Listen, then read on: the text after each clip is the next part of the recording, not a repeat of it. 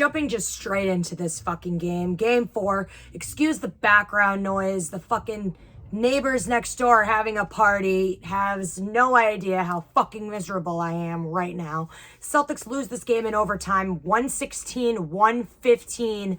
And I'm going to just start straight into what I feel. Let me just tell you, I love Marcus Smart.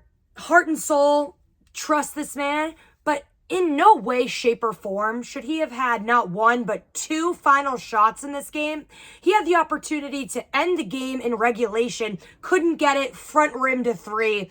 And then all of a sudden, fast forward to overtime, same bullshit situation. Had the ball in his hands. I don't know why, because Tatum decided to pass up a layup under the rim again. And they lose this game again for no fucking reason. Celtics, honestly, came out flat as shit. I don't know why. They were down 16 at one point in this game.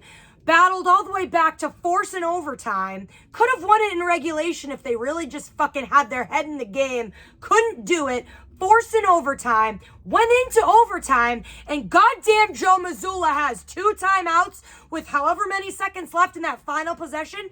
Doesn't call timeout to advance the ball for God knows what fucking reason. What do you think, Joe? These timeouts carry over into the next fucking game? What is the point?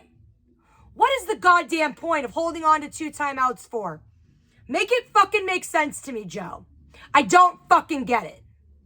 Call a timeout and draw a play.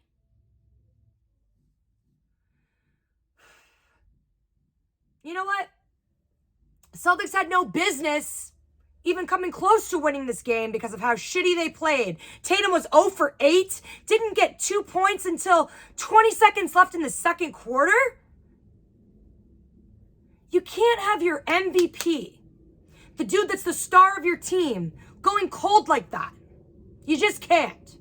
We already know that Brown comes out fire in the first quarter. He had 12 points in the first quarter. And again, he faded out, as he always does, because he needs other teammates to pick up the fucking slack. And they don't. I'm trying real hard to overpower the fucking party that we got going on next door. I'm sure they're having a grand old time while I'm fucking drowning in misery over here. I'm trying not to piss off my roommates upstairs, but I am fucking furious. Furious. Series should have been over. Philly had control of this game for most of the game, to be honest with you. They were up 8 after the first. They were up 9 at half. They were up 9 in the third quarter, and then they tied it and sent it into overtime in the fourth quarter. Celtics were up 115-113 with 26.4 seconds left. And then they leave James Harden, who decided to show up today, wide open to hit a 3. And Joe doesn't decide to call a timeout to call a play. Who knows why? I don't know. It's just so frustrating to me because Marcus Smart will make winning plays and he'll draw that offensive foul at the end there. And then he will throw up a 3 for no fucking reason. And you know what? It sucks because half the time I'm like, no. And sometimes it goes in, but other times it doesn't. And he's just not that reliable when it comes to shooting. He's reliable defensively. He's reliable as a fucking point guard. But as a shooter, I'm not confident in you to hit the bucket when we need it in clutch situations. I'm not. I wanted that ball to go to Jaylen Brown, if I'm being honest with you, because it wasn't Tatum's game, as we saw. He was 0 for 8 to start this game. He battled back. He had 18 rebounds. He had 24 points and 6 assists to end the game, but he started off terribly. Horford had 10.7 rebounds. Smart had 21.7 assists. White had 12. Brown had 23 after having 12 in the first quarter. So like I said, starts off hot in the first and then fades out after that. Brogdon had 19 off the bench, can't ask for more. And then on the other side, Embiid had 34 and 13 rebounds. Maxey had 14. And Harden again, out of nowhere, 42 points, 8 rebounds, and 9 assists. And nobody else for the Phillies did anything. So if you understand that it's literally Embiid and Harden going off, why are we not doubling them? Why are we not pressuring them? Why are we not having them our focus when we see at half that they're going off? Why do we not make those adjustments?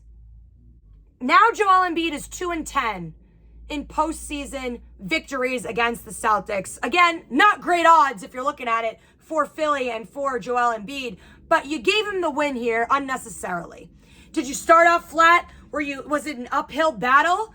Did the Sixers have control of the game for 75 to 80% of this game? Yeah. Again, it's not how you start a game, it's how you finish one. But in no way, shape, or form should there have been no timeouts called when you had two. Make that make sense to me. But on a playing standpoint, on a team standpoint, on a player aspect, why do you not just take that layup, Tatum? Draw a foul, anything. I don't give a shit. Why are you kicking it out to Smart for a 3 when you're down 1? Just don't understand. Clock management, time management. It's these dumb mental mistakes and errors that you're now 2-2 in the series. It should have been done and over with already. This isn't a fucking rivalry. The Celtics beat their ass. Always and every time. But now you're dragging these series out. Hawks should have been done with in a sweep. Same thing with the Sixers, honestly. These teams are not competition. You're doing it to yourself. You're beating yourself. Do I give credit where credit is due? Yeah, these teams are fucking coming at you hard. They're not making it easy for you. But you are genuinely the better team in both these series. And you know it. And you know it. And you're coming in fucking flat as shit. Why? You're making this a series. You're making this a game.